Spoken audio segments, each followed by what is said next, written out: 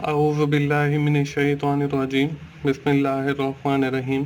अस्सलाम वालेकुम दोस्तों, मैं हूं मोहसिन रज़ा और आप लोग देख रहे हैं 24/7 टीचर्स ऑनलाइन। दोस्तों, हमारी कॉस्ट एंड मैनेजमेंट अकाउंटिंग की क्लास चल रही है और आज उस सीरीज़ का 11वां लेक्चर है। दोस्तों, पिछली क्लास के अंदर मैंने आप लोगों को बताया था कि आइंदा आने वाली क्लास के अंदर हम लोग इन्वेंट्री की कॉस्टिंग के बारे में बात करेंगे कि हम कैसे कैलकुलेट करते हैं इन्वेंट्री की कॉस्ट को, क्योंकि पिछली क्लास 10 के अंदर हम लोगों ने इन्वेंट्री को मेंटेन करना सीखा था with the help of periodical and perpetual inventory system. दोस्तों, आज की क्लास शुरू करने से पहले हम लोग अपनी पिछली क्लास देख लेते हैं कि पिछली क्लास के अंदर हम लोगों ने क्या किया था। दोस्तों, पिछली क्लास के अंदर हम लोगों ने इन्वेंट्री मेंटेनेंस सिस्टम के हवाले से बात की थी और हम लोगों ने पीरियोडिक इन्वेंट्री सिस्टम को देखा था और साथ ही परपेचुअल इन्वेंट्री सिस्टम को देखा था और उसके साथ हम लोगों ने अकाउंटिंग ट्रीटमेंट भी देखा था कि कैसे हम अकाउंटिंग एंट्रीज पास करेंगे। दोस्तों, आज की क्लास में जैसे मैंने आपको पहले बताया कि हम लोग बात करने वाले हैं इन्वेंट्री की कॉस्टिंग के हवाले से। उसमें हम देखेंगे कि फाइफो मेथड क्या होता है, लाइफो मेथड क्या होता है, वेटेड एवरेज मेथड क्या होता है। उसके साथ ही आज हम जितना पढ़ेंगे उसकी मैं एक एग्जाम्पल के जरिए आप लोगों को समझाने की कोशिश करूंगा और आखिर में दी जाएगी आपको एक एक्सरसाइज जिससे मुझे पता चल सके कि आप लोगों को कॉस्ट एंड मैनेजमेंट अकाउंटिंग की समझ आ रही है। दोस्तों, बढ़ते हैं क्लास की तरफ और सबसे पहले ये देख रहे हैं कि इन्वेंट्री कॉस्टिंग बेसिकली होती क्या है और इससे क्या मुराद है और हम क्यों इन्वेंट्री की कॉस्ट को कैलकुलेट करते हैं। There are three major methods that most of the companies are used to calculate the cost of the inventory. बहुत सारी जो कंपनीज हैं वो तीन मेथड्स में से कोई एक मेथड यूज करती हैं to calculate the inventory cost और ये कॉस्ट हम इसलिए कैलकुलेट करते हैं ताकि हम एक्यूरेट अपनी फाइनेंशियल स्टेटमेंट्स या cost of good sold prepare कर सकें। Different companies are use different method according to their requirement. अब हर कंपनी जो है वो मुख्तलिफ मेथड यूज करती है अपनी रिक्वायरमेंट के हिसाब से जो उसे सूटेबल है। अब वो मेथड्स कौन कौन से हैं, उसमें पहला मेथड है जी फाइफो का। FIFO represent the first in and first out. The second method is the LIFO. LIFO represent the last in and first out और आखिरी जो मेथड है वो हमारे पास वेटेड एवरेज मेथड है। अब हम दोस्तों सबसे पहले तो बारी बारी इन तीनों मेथड्स को देख लेते हैं और फिर एग्जाम्पल के जरिए आपको समझाऊंगा कि कैसे फाइफो होता है, लाइफो होता है और वेटेड एवरेज होता है। बढ़ते हैं आगे, हम पहला method first in first out को देखते हैं। As the name suggest that the material और inventory who comes first into the store be issued first according to the FIFO first in first out method. अब इस method में क्या होता है कि जो चीज आपके पास पहले आई होती है आप उसको पहले इशू करते हो। This method have attached some pros. इसके कुछ फवाइद भी हैं, इसमें फवाइद आपको स्क्रीन के ऊपर नजर आ रहे हैं। FIFO give us a better indication of the value of ending inventory on the balance sheet. इससे हम जो बैलेंस शीट के ऊपर एंडिंग इन्वेंट्री लिखते हैं उसको कैलकुलेट करने में हमें बेहतर मदद मिलती है। It also increase the net income because inventory that might be several year old is used to the value of cost of goods sold। इससे हमारा जो नेट प्रॉफिट है वो भी ज्यादा होता है क्योंकि हमारे पास जो इन्वेंट्री पहले की पड़ी होती है हम उसको पहले ही इस्तेमाल कर लेते हैं और वो हमारी कॉस्ट ऑफ गुड सोल्ड को चार्ज हो जाती है। Increasing net income sound good. Income का बढ़ना तो ठीक है, but do remember that it is also have to the potential to the increase in the amount of tax. जैसे ही आपकी नेट इनकम बढ़ती है तो आपके जो टैक्सेस हैं वो भी बढ़ जाते हैं। इसके बाद हमारा जो दूसरा मेथड है वो है फाइफो लाइफो। अब लाइफो क्या है? लाइफो इस फाइफो का बरअक्स है, उलट है। अब इसमें क्या होता है, आपके पास जो चीज लास्ट में आई होती है वो चीज पहले आउट होती है और ये जब हम अपनी न्यूमेरिकल एग्जांपल करेंगे तो वहां पे आपको फाइफो और लाइफो की बेहतरीन समझ आएगी।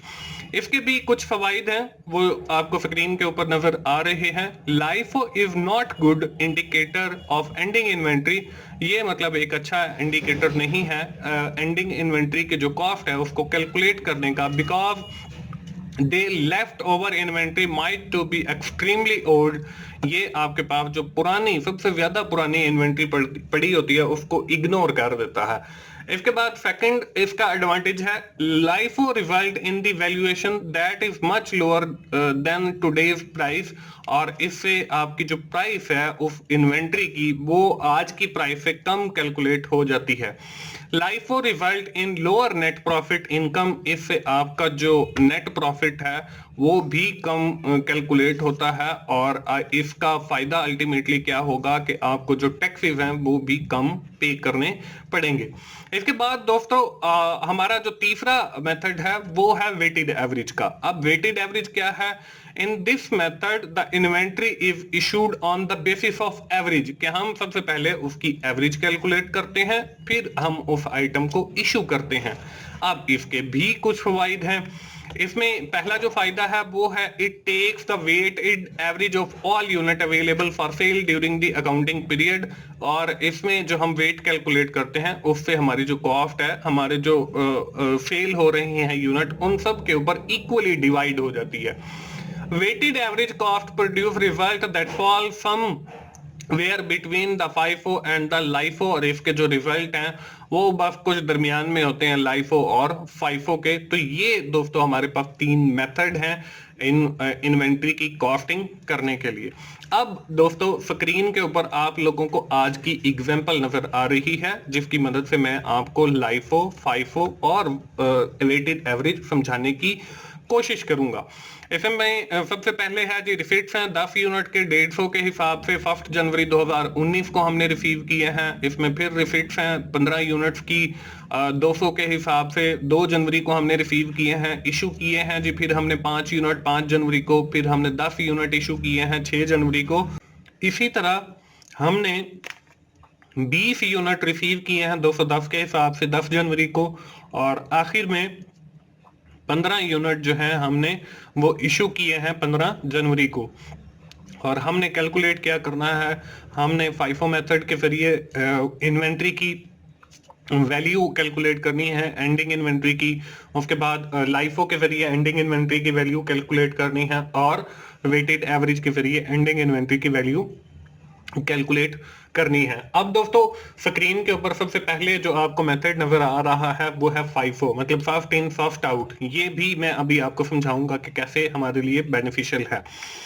यहाँ पे ऊपर एक बार नजर आ रही है, उस बार के अंदर मैं आपको सबसे पहले ट्रांजैक्शन दिखाऊंगा, और उसके बाद आपको एक टेबल नजर आ रहा है। उस टेबल के अंदर पहला जो कॉलम है वो डेट का है, फिर रिसीट्स का है, उसके नीचे 3 कॉलम है, फिर इशूड का है, उसके नीचे 3 कॉलम है, उसके बाद वैल्यू ऑफ स्टॉक का है, उसके नीचे 3 कॉलम है। डेट के अंदर तो हम डेट लिखेंगे, रिसीट्स के अंदर जो नीचे 3 कॉलम है उसमें सबसे पहले हम यूनिट्स लिखेंगे, फिर रेट लिखेंगे और फिर टोटल वैल्यू लिखेंगे, और इसी तरह इशू के नीचे भी यूनिट, रेट और टोटल आएगा, और वैल्यू ऑफ स्टॉक के नीचे भी हमारा यूनिट, रेट और टोटल आएगा। अब देखें हमारे पास जो सबसे पहली ट्रांजैक्शन है वो ये है कि 10 यूनिट हमारे 150 के हिसाब से हमने रिसीव किए हैं 1 जनवरी को। तो हम सबसे पहले डेट डालेंगे 1 जनवरी 2019, हमने रिसीव किए हैं जी 10 यूनिट 150 के हिसाब से, तो ये हमारे टोटल 1500 के बन गए, और हमारा जो वैल्यू ऑफ स्टॉक है वो यही आ जाएगा 10 यूनिट 150 के हिसाब से 1500 के। इसके बाद अपनी हमारी जो दूसरी ट्रांजैक्शन है वो है रिसीट्स 15 यूनिट RF 200 के हिसाब से 2 जनवरी को। हमने 2 जनवरी को फिर हमने रिसीव किए हैं 200 के हिसाब से 15 यूनिट। अब देखें डेट डाली 2 जनवरी 2019, हमने रिसीट्स में डाला 15 यूनिट 200 के हिसाब से, ये 3000 के टोटल बन गए। अब जो वैल्यू ऑफ स्टॉक है उसमें देखें हमारे पास जो पहले अवेलेबल स्टॉक है वो 10 यूनिट 15 के हिसाब से 150 के हिसाब से 1500 के हैं, वो पहले पड़े हैं तो हमने उनको पहले लिखा, और उसके बाद हमारे पास 15 यूनिट आए 200 के हिसाब से, ये 3000 के बन गए, तो टोटल हमारी जो वैल्यू है स्टॉक की वो 4500 हो गई। अब उसके बाद आती है हमारी बारी तीसरी ट्रांजैक्शन की, वो है इशूड की।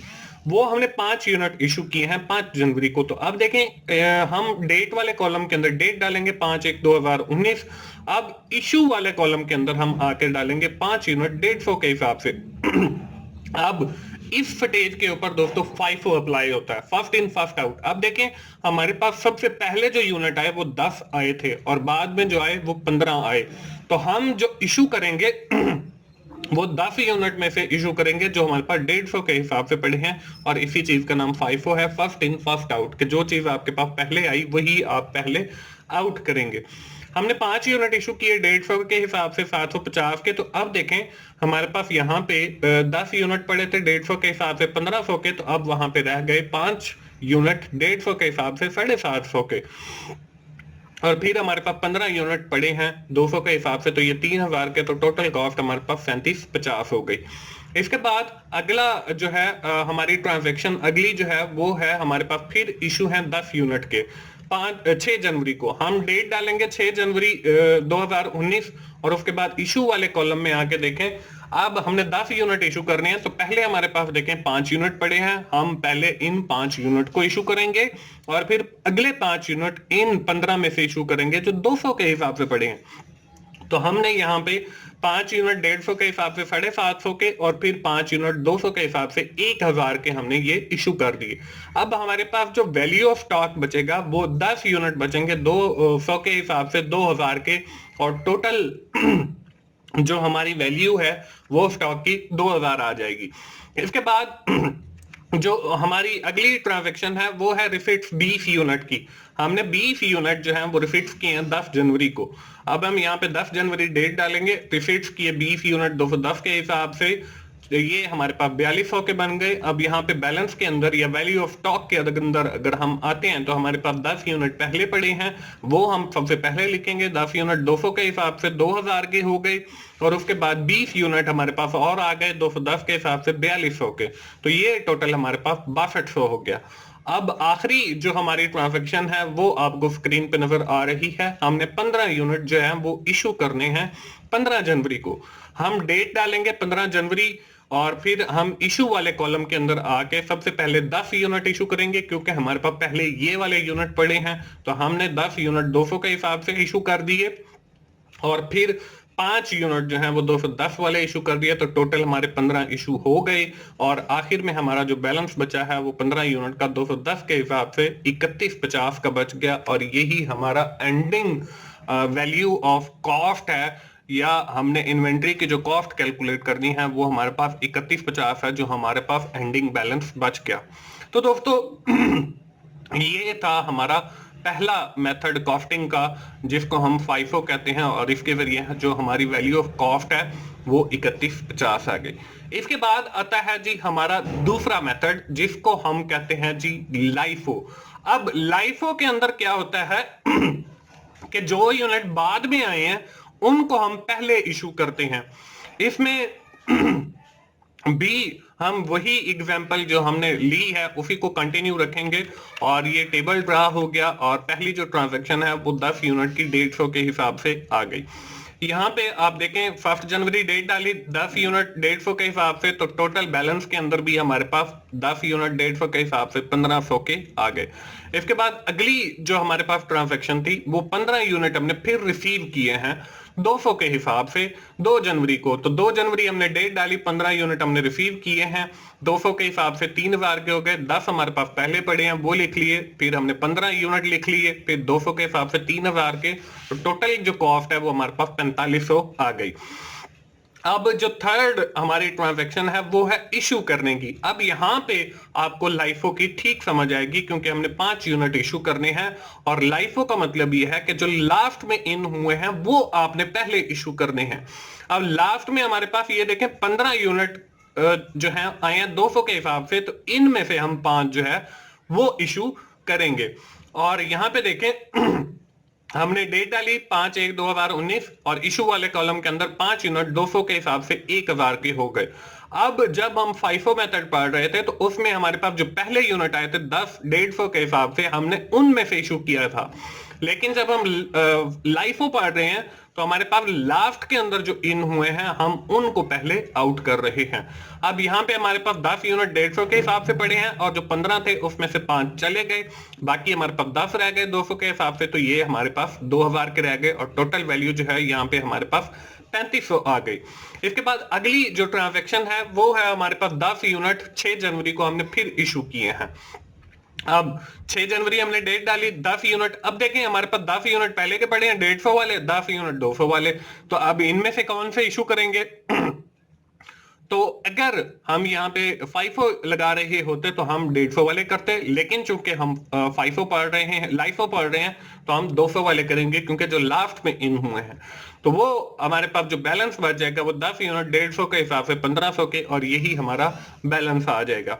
इसके बाद अगला जो ट्रांजेक्शन है अगली वो हमने 20 यूनिट रिसीव किए हैं, तो वो डेट हमारे पास 10 जनवरी आ गई। 20 यूनिट हमने 210 के हिसाब से रिसीव किए हैं, 4200 के, हमारे पास 10 पहले पड़े हैं, 20 और आ गए 210 42 के हिसाब से, तो टोटल 5700 हो गए। इसके बाद अगली जो ट्रांजैक्शन है वो हमारे पास है 15 यूनिट इशू करने की। तो अब देखें हमने 20 में से 15 यूनिट पहले इशू करने हैं, तो 15 जनवरी डेट आ गई और 15 यूनिट हमने 210 के हिसाब से इशू किए 3150 के, तो हमारे पास जो बैलेंस है वो 10 यूनिट 150 के हिसाब से 1500 के, और 20 में से 15 हमने इशू कर दिए, 5 रह गए 210 के हिसाब से 1050 के, तो टोटल जो है हमारे पास 2550 की जो है वो वैल्यू बच गई है एंडिंग इन्वेंट्री की। दोस्तों ये था हमारा दूसरा मेथड जिसको हम लाइफो मेथड कहते हैं। इसके बाद हमारा तीसरा मेथड आता है जिसको हम वेटेड एवरेज मेथड कहते हैं। अब इसके अंदर भी हमने वही अपनी एग्जांपल ली है, वही टेबल लिया है, और पहली ट्रांजैक्शन आपको स्क्रीन पे नजर आ रही है। 10 यूनिट हमने रिसीव किए हैं 1 जनवरी को, तो हमने डेट डाली 1 जनवरी, 10 यूनिट रिसीव किए 150 के हिसाब से 1500 के, वैल्यू ऑफ स्टॉक में भी वही आ गया। अगली जो ट्रांजैक्शन है वो हमारे पास है जी रिसीट्स 15 यूनिट 200 के हिसाब से 2 जनवरी को, तो हमने 2 जनवरी डेट डाली, 15 यूनिट 200 के हिसाब से 3000 के रिसीव किए, और फिर हमने 25 यूनिट, अब देखें हमारे पास टोटल हो गए हैं क्योंकि हमारे पास 10 यूनिट ये 15 ये, तो टोटल हमारे पास 25 हो गए। टोटल जो कॉस्ट है आपके पास वो 4500 हो गई, और जो यूनिट है वो आपके पास 25 हो गए। तो जब आप 4500 को 2500 से डिवाइड करोगे तो ये आपके पास 180 जो है रेट आ जाएगा, और यही आपका वेटेड एवरेज है, और हमारे पास जो टोटल है वो भी 4500 आ गया। अब हमने अगली ट्रांजैक्शन के अंदर जो है वो इशू करने हैं 5 यूनिट, तो हमने देखें वेटेड एवरेज पहले कैलकुलेट कर ली है, तो इसके जरिए हम इशू करेंगे। तो 5 जनवरी को हमने 5 यूनिट इशू किए 180 के हिसाब से। अब देखें यहाँ पे ना तो हमने FIFO की तरह 150 के हिसाब से इशू किया है, ना हमने लाइफो की तरह 200 के हिसाब से इशू किए हैं, बल्कि आपने इस दोनों वैल्यू का जो पैसों वाली इन दोनों का टोटल करें 4500 और इसको 2 पे तकसीम कर दें, तब भी आपका जवाब ठीक है। आप रेट को जो है ले सकते हैं, तो 150 डिवाइडेड बाय 200 और 150 प्लस 200 डिवाइडेड बाय 2, तो ये आपके पास 180 आता है, और ये यूनिट को जब हम ऐड करेंगे 15 और 10 ये 25 आ जाता है। तो ये हमने 5 यूनिट इशू किए 180 के हिसाब से 900 के, हमारे पास जो बैलेंस है वो 20 यूनिट का 180 के हिसाब से 3600 का बच गया। इसके बाद अगली जो ट्रांजैक्शन है वो हमारे पास आती है इशू की 10 यूनिट की, तो 10 भी हम इसी में से 180 के हिसाब से इशू करेंगे। तो 6 जनवरी को हमने डेट को इशू किए 10 यूनिट 180 के हिसाब से 1800 के, और हमारे पास जो बैलेंस बच गया वो 10 यूनिट का 180 का हिसाब से 1800 का, और यही हमारी वैल्यू है। इसके बाद हमने अगली ट्रांजैक्शन के अंदर फिर हमने 20 यूनिट जो है वो रिसीव किए हैं 210 के हिसाब से, तो हम 10 तारीख को 20 यूनिट हमने रिसीव किए। अब देखें हमारे पास 10 यूनिट पहले पड़े हैं, तो 10 और 20 30 यूनिट हो गए, 210 जमा 180 और डिवाइडेड बाय 2, तो वो हमारे 200 टोटल कॉस्ट बन गई, तो ये टोटल 6000 के बन गए। 4200 और 1800 ये हमारे टोटल कॉस्ट 6000 बन जाती है।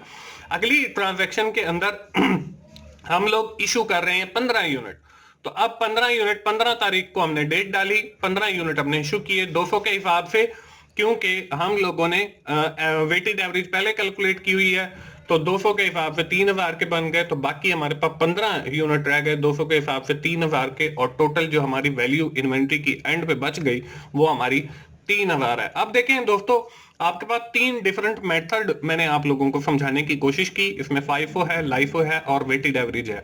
और इन तीनों मेथड्स की जो एंडिंग इन्वेंट्री आपके पास बचती है वो तीनों की डिफरेंट आती है। इसमें आपके पास फर्स्ट इन फर्स्ट आउट है, वो 3150 आती है। इसके पास लास्ट इन फर्स्ट आउट है, वो 2550 आती है। और वेटेड एवरेज आपके पास 3000 आती है। अब ये कंपनीज पे डिपेंड करता है कि वो कौन सा मेथड इन्वेंट्री की कॉस्ट के लिए यूज करते हैं। कुछ कंपनी फाइफो यूज करती हैं, कुछ कंपनी लाइफो यूज करती हैं और कुछ कंपनी वेटेड एवरेज यूज करती हैं। और हमने इनके फवाइद भी देखे कि अगर हम फाइफो यूज करेंगे तो हमारा जो नेट प्रॉफिट है वो ज्यादा होगा as compare to the LIFO method. और वेटेड एवरेज जो है वो नॉर्मल आपको बिटवीन जो है इन दोनों के, मैंने आपको बताया था कि बिटवीन एक वैल्यू आएगी। तो देखें कि हमारे पास जो वेटेड एवरेज मेथड के जरिए वैल्यू ऑफ कॉस्ट आई है स्टॉक की, वो 3000 आई है। तो ये 2550 और 3150 के दरमियान में है, एक मिड पॉइंट है। तो ये हैं दोस्तों हमारे पास 3 मेथड इन्वेंट्री की कॉस्टिंग के, जिसमें आपके पास फर्स्ट इन फर्स्ट आउट है, लास्ट इन फर्स्ट आउट है और वेटेड एवरेज है। और इन तीनों को मैंने विद इन डिटेल आप लोगों को समझाया है। इसके बाद दोस्तों बारी आती है आज की एक्सरसाइज की। अब एक्सरसाइज आप लोगों को स्क्रीन के ऊपर नजर आ रही है, जून के मंथ की है, रफीक एंड सन्स की। इसमें 200 यूनिट आपने रिसीव किए हैं 50 के हिसाब से 7 जून को। 9 जून को आपने 60 यूनिट जो है वो इशू कर दिए हैं। इसके बाद आपने 150 यूनिट फिर रिसीव किए हैं 75 के हिसाब से 13 जून को। फिर आपने 100 यूनिट रिसीव किए हैं 60 के हिसाब से 18 जून को। इसके बाद आपने 150 यूनिट इशू कर दिए हैं 22 जून को। 100 यूनिट इशू कर दिए हैं 24 जून को। फिर आपने रिसीव किए हैं 100 यूनिट 50 के हिसाब से 27 जून को। और आपने इस एक्सरसाइज का करना क्या है, आपने इन तीनों मेथड्स को यूज करते हुए इन्वेंट्री की कॉस्ट को फाइंड करना है। आपने फाइफो मेथड के जरिए भी इन्वेंट्री की कॉस्ट को फाइंड करना है और लाइफो के जरिए भी इन्वेंट्री की कॉस्ट को फाइंड करना है और वेटेड एवरेज के जरिए भी इन्वेंट्री की कॉस्ट को फाइंड करना है। और आखिर में बताना यह है कि कौन सा जो आपका मेथड है उसकी जो कॉस्ट है वो ज्यादा आती है। तो दोस्तों ये थी हमारी आज की क्लास।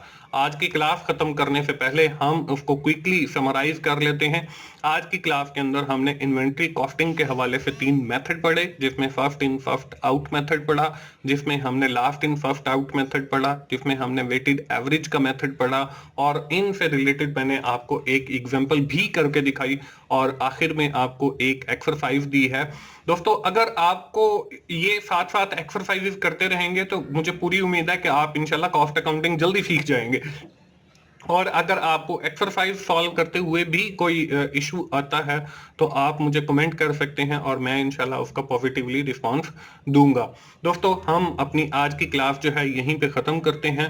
दोस्तों मुझे उम्मीद है कि आप लोगों को ये series cost and management accounting की पसंद आ रही है और इंशाल्लाह आप यकीनन इसे सीख भी रहे होंगे। दोस्तों अगर आपको मेरी वीडियोस अच्छी लग रही हैं तो आप उन्हें लाइक कीजिए, अपने दोस्तों के साथ शेयर कीजिए जिनका ये सब्जेक्ट है और मुझे सपोर्ट कीजिए और कमेंट्स की सूरत में अपना फीडबैक जरूर दिया करें ताकि मैं और अच्छी वीडियोस बनाता रहूं। और मेरा चैनल 24/7 टीचर्स ऑनलाइन सब्सक्राइब कीजिए ताकि मेरी हर आने वाली वीडियो या लेक्चर आप लोगों तक पहुंच सके और आप उससे सीख सकें। दोस्तों मिलते हैं अगली कॉस्ट एंड अकाउंटिंग की क्लास में। उस वक्त तक के लिए अल्लाह हाफिज।